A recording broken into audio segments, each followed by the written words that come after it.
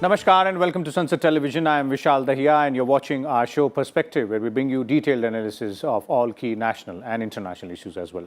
Today we're going to talk about the Russia-Ukraine conflict. So today in Perspective, we will discuss and analyze all aspects of this ongoing conflict. And for more on this, we're joined by a distinguished panel of experts. Let me first introduce them to you, beginning with Ambassador Alexander Khara. He's the former Ukrainian ambassador to India. We're also joined by retired Lieutenant General Sanjay Kulkarni, defense expert, and Dr. Sreeram Chaulia, foreign affairs expert, is also joining us. Welcome, all of you gentlemen, to Sunset Television. Dr. Chaulia, apart from the humanitarian crisis, there's a world is staring at a perhaps crisis in the food sector, the energy sector as well, because of this ongoing conflict. And the economies, specifically of those developing countries which are or were dependent on these two nations, which are now, have been locking horns for almost 50 days militarily, that seems to have a lot of impact there. Yeah, Vishal, the spin-off effects of this war are really global. And you mentioned food, then there is fuel, supply chain disruptions, inflation is soaring worldwide. I mean, there are countries in the Middle East and Africa and Asia which are so dependent on wheat and fuel, oil and gas from Russia and Ukraine that now, they are really struggling. We are seeing social unrest in many parts of the world, even in our own neighborhood.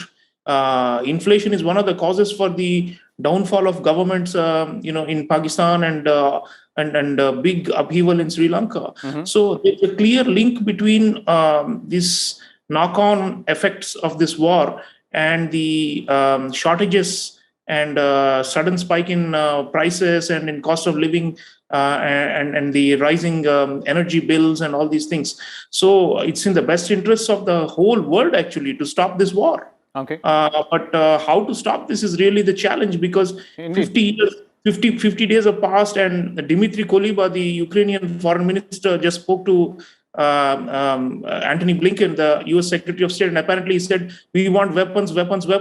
And the answer from the Americans was yes. But, that is good to counterbalance the Russian might.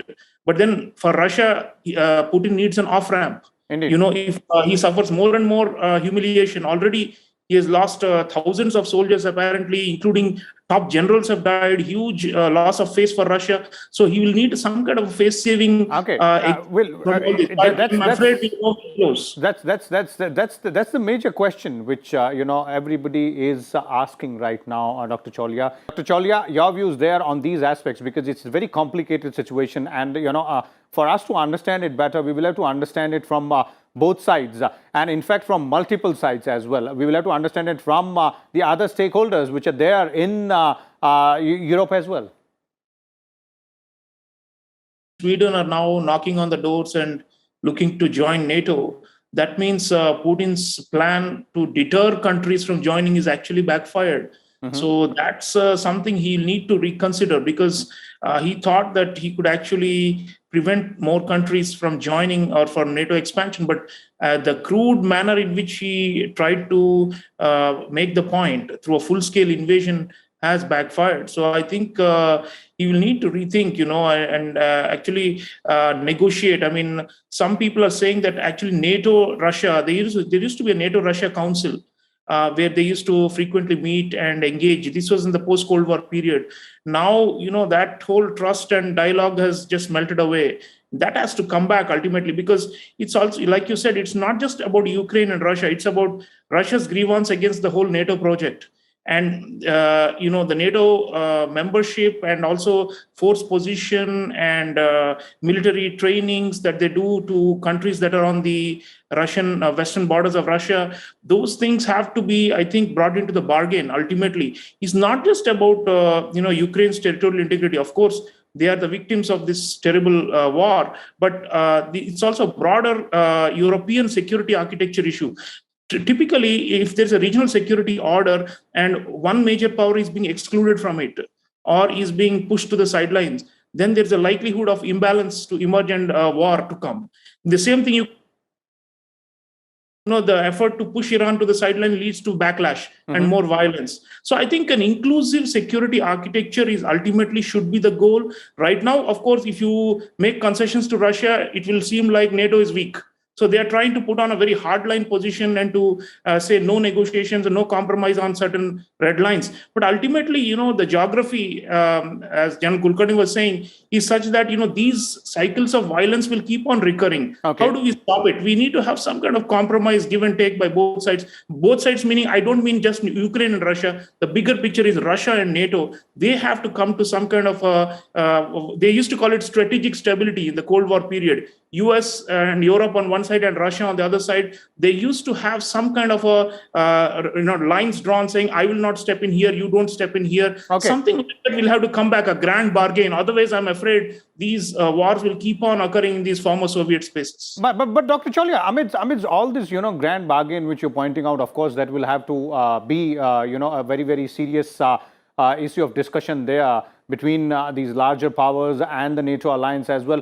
But what about, the Ukraine's point of view, as Ambassador Kara was referring to, of the question of security guarantees, because that's the country which, as General Kulkarni was also referring to, is losing territory in this war. There are people dying, there are people getting displaced as well. And what Ukraine, as Ambassador Kara was referring to, is looking for security guarantees in return for some compromises or promises from them. How can that take place? Yeah, so non-aggression has to be a minimum, right? I mean, this cannot repeat. What has happened? I mean, the Crimea operation seemed to be very smooth and easy, but now you see, when you go for full-scale invasion or toppling the regime itself and overthrowing regime, it has backfired. So Russia is not in a position to actually set the terms anymore. I mean, the kind of losses they have suffered is quite severe, and the economic windfall of this whole misadventure is only coming home to roost in the next coming months. The projection is 8 to 10% loss to Russia's GDP. That's a phenomenal collapse. That's like a depression we're talking about for them. So even though they have oil and gas, and there's going to be a domino effect on the global GDP as well. There's going to be a domino effect on the global GDP as well on various countries. Absolutely. And Russia's own, the friend circle is going to shrink. I mean, they don't want to get isolated internationally. They value, China is there for them, but, they want a wider circle and they cannot antagonize. So I think ultimately he will withdraw. But like I said, he needs an off-ramp and some kind of a symbolic concession from NATO, I think, will be the ideal step for him to say, okay, we have accomplished our goals and I'm out of this war now. Okay. So there it is. Thank you so much, Dr. Sreeram Chaulia, General Sanjay Kulkarni as well, and Mr. Alexander Kara for sharing your views and insight.